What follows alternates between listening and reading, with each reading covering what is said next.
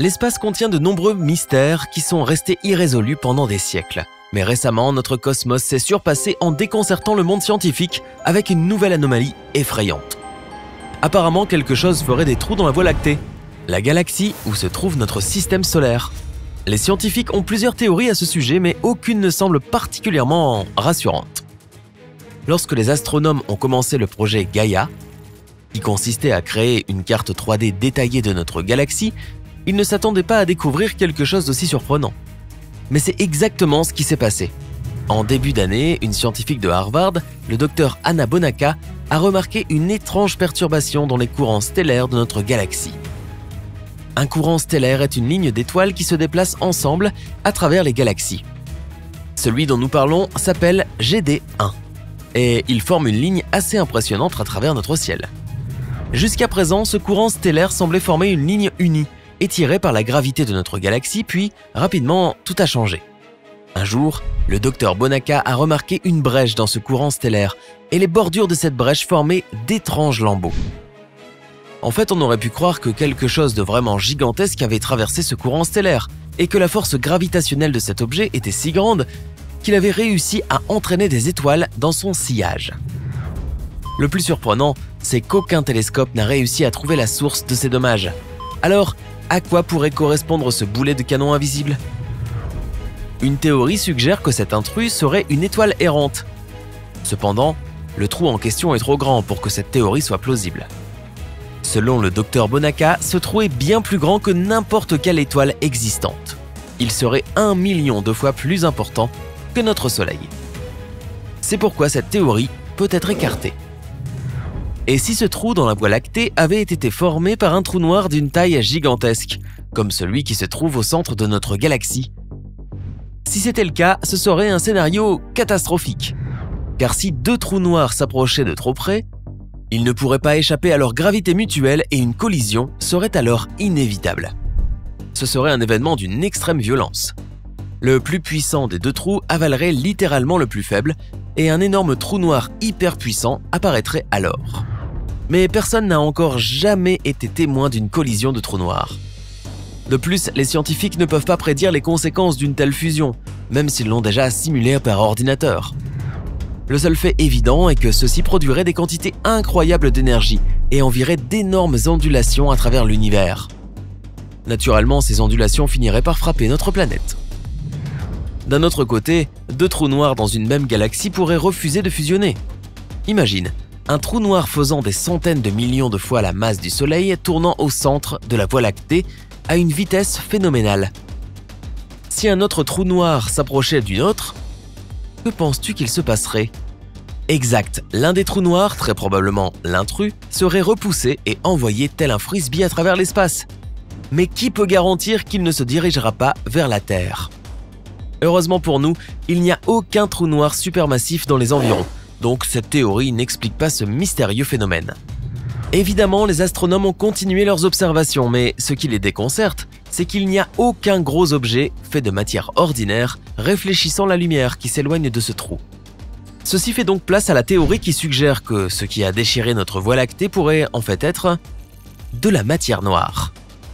La matière noire est à la fois mystérieuse et invisible, et elle représente plus de 27% de tout l'univers.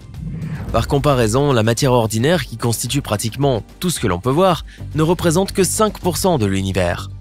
Et le reste est de l'énergie noire, qui est un phénomène assez bizarre, encore très flou pour les scientifiques, mais que l'on associe à l'expansion infinie de l'univers.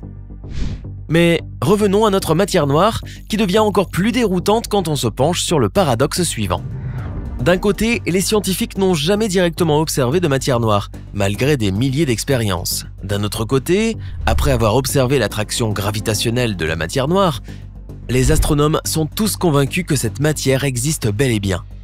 Ils en sont donc arrivés à la conclusion que la matière noire ne se déplace pas beaucoup et ne produit ni interagit avec la lumière. C'est pour ça qu'on l'appelle ainsi. Alors, si c'était de la matière noire qui avait fait ce trou dans notre galaxie, et si elle atteignait la Terre?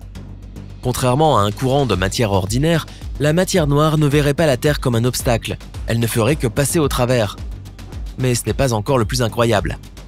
Le fait est qu'après le passage de la matière noire à travers le noyau de notre planète, la gravitation de la Terre déformerait très probablement le fameux courant stellaire en sorte de cheveux très denses et très fins. Ces cheveux auraient des racines et des pointes, tout comme les cheveux humains. Dans la racine d'un cheveu de matière noire, la densité des particules serait 1 milliard de fois supérieure à la moyenne. De plus, la racine se trouverait à environ 965 000 km de la surface de la Terre, c'est-à-dire 2 fois plus loin que la Lune. Quant à la pointe des cheveux, elle serait encore plus loin de la Terre. Comment cela impacterait-il notre planète et notre vie? Eh bien, ce n'est pas encore très clair, mais il y a de fortes chances que nous ne remarquions même pas cette intrusion de matière noire. Jusqu'à ce qu'il soit trop tard. Non, je plaisante. D'un autre côté, si c'était bien une boule dense de matière noire qui avait endommagé la Voie lactée, les scientifiques ne pourraient en être qu'heureux. Cela leur donnerait l'occasion parfaite d'étudier cette substance si insaisissable. En plus, ça prouverait la théorie selon laquelle la matière noire est granuleuse plutôt que lisse ou uniformément répartie dans l'univers. Cependant, le docteur Bonacca n'exclut toujours pas la possibilité que cet intrus soit un objet lumineux qui, après avoir fait un trou dans la Voie lactée, se cache quelque part dans la galaxie. Mais encore une fois, ceci semble très improbable en raison de l'immensité de cet objet. Selon les estimations scientifiques, il devrait mesurer de 30 à 65 années-lumière de diamètre. Quoi qu'il en soit, il est difficile de prédire où se trouverait un tel objet lumineux, et voici la raison. Cet objet aurait pu se déplacer à une vitesse incroyablement élevée, et n'aurait donc pas eu besoin d'être si important pour percer un trou dans le courant stellaire. Ou au contraire, il aurait pu se déplacer plus lentement, mais être de grande envergure. Mais les astronomes ne savent pas pour quelle option voter, c'est pourquoi il est presque impossible de prédire où est parti cet objet. Il semble donc que pour le moment, notre intrus reste un mystère qui n'a pas fini de torturer l'esprit des astronomes du monde entier. Et comme si notre galaxie n'était pas déjà assez étrange et illogique, il n'y a qu'à jeter un coup d'œil à ses alentours. Ils sont protégés par un halo de gaz chaud, parsemé d'étoiles mourantes et de magnifiques amas globulaires. Ces derniers sont des groupes sphériques d'étoiles qui sont étroitement liés à cause de la gravité et orbitent autour du noyau galactique comme des satellites. Mais ce n'est pas tout. Le bord de notre galaxie contiendrait même des traces d'une galaxie fantôme, une galaxie bien plus ancienne que notre Voie lactée. Curieusement, les astronomes qui ont découvert cette galaxie fantôme, qui est une galaxie satellite de la Voie lactée, ne peuvent pas expliquer son origine, ni sa véritable nature. Elle s'appelle Ant 2. Mais on a surnommé cette galaxie fantôme parce qu'elle est étrangement sombre. D'ailleurs, pour une galaxie naine, et oui ça existe, la Ant 2 est trop grande, trop mince et pas assez massive par rapport à sa taille. Un vrai paradoxe ambulant. Cependant, les scientifiques ont une idée de la raison pour laquelle cette galaxie fantôme pourrait être si anormale. En fait, il se peut que la Voie lactée arrache constamment des morceaux de cette galaxie satellite à cause de son champ gravitationnel. Ceci expliquerait la faible luminosité de cette galaxie et sa faible masse. Mais dans ce cas, ça n'explique pas pourquoi Ant 2 est si grande. Habituellement, les galaxies satellites ont tendance à rétrécir et non grandir lorsqu'elles perdent leur masse à cause de l'attraction gravitationnelle de la Voie lactée. Ces étrangetés inexpliquées de la galaxie fantôme ont poussé les astronomes à surnommer Ant 2 la farfelue et à l'ajouter à la liste des mystères et paradoxes intersidéraux. Waouh! Mon cerveau vient d'imploser. As-tu déjà entendu parler d'autres mystères de l'univers? Fais-nous le savoir dans les commentaires.